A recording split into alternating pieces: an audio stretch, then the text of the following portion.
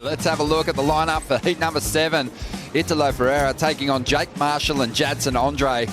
Italo lost out in a controversial decision down there at Bells Beach. He'll look to make up for it here and has his eyes on that final fight. Jadson André's got work to do as Italo got things started early here, Bugs.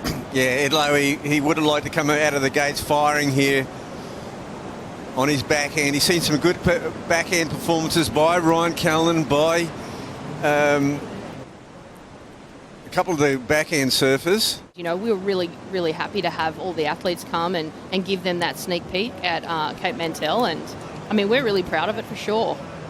Get into that in a moment. Jadson André up on his first ride. Has a mighty mountain to climb here at Margaret River this year to stay on tour for the back half of the season.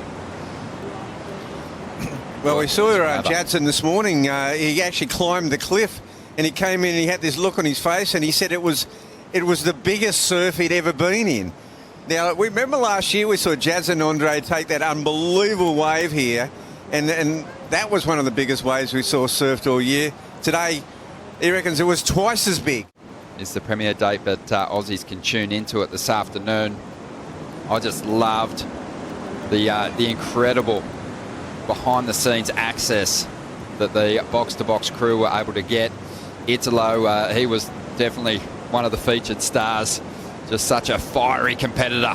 And here he goes, finishing off a nice wave there. But, you know, he's a guy that's always going to show you that emotion, and he took us deep into the competitors' area, and the cameras followed down there at Narrabeen. With us the whole year, and they've become part of the team. Most definitely. Here's the replay of Italo's last ride, Bugs. This should be the best wave of the heat so far. Yeah, this is a solid ride by Italo Ferreira. He gets his backhand wound up. So not the biggest wave, it's probably a medium-sized wave, but he cuts loose and really finishes it off there nicely. That'll be his strongest ride, and he's just, you know, he's really in good form. We saw at Bells, he was in great form. He had that really close loss there, so he's going to be down here absolutely revved up to get the big result. Well, the top seeds have been performing relatively well. We'll be catching up with Felipe shortly, but let's see what Jadson André can get done as he looks to the left, climbs up over the whitewater on that first section. Just looking to fade back to make something critical happen through the inside. Just under 25 minutes to go. Let's hear from Toledo with Laura. Because obviously a few injuries on the Men's Championship Tour this year, and a wild card spot up for grabs. But Medina's been fighting an injury, a niggling injury for a while now. Seems he's obviously back to his best. Is that the reason he takes precedence as a two-time world champ? And really excited about having that new tour for everyone. You know, we've worked really hard on it, and to start at Snapper, you know, what a wave. Oh, that's amazing. It's going to be awesome. And, you know, it's definitely a fantastic opportunity for those aspiring CT surfers to prove that they're worthy. They would have watched the event unfold there for a number of years, so it's not like that you've got to rethink how you're going to approach that wave, but the benchmark's been set over years, Bugs. These events are going to be elevated like they never have before, and, you know, having like Kelly and all the crew in there as well, and being them to want to go to these events, I think it says a lot. Well, seeing a replay here of Jake Marshall, he opened with a 5.43. Well, it has been. I mean, as I spoke to Kelly yesterday afternoon, and he was going to try and have a late surf here, as we see Jadson up and riding on a pretty decent-looking wave.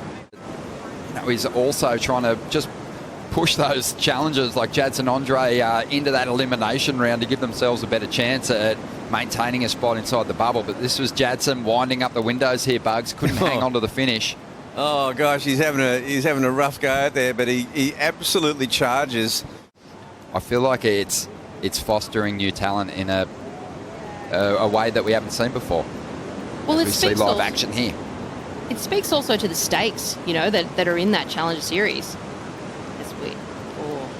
Yeah, just a couple of turns there from Italo. A tricky section, but life's going to get difficult for Italo and Jadson now, because Jake Marshall just dropped a 7.83. Clean combination from him on the outside. He sits so well in his ledger. And this is the best wave of the next lot for Italo. He's looking to improve on that 4.5, and I kind of feel he's done that. They are going to be a handful. Well, look at Jadson on a bomb here. It's a huge closeout, though. And with 2 minutes and 20 seconds to go, chasing a 9.44. Now, this position, second place, that wave's not going to help. Italo, 2 minutes to go. Big section here. Nice backhand blast to get started. Doing well on a tricky wall at the moment. Clean second turn. And a third to finish it off.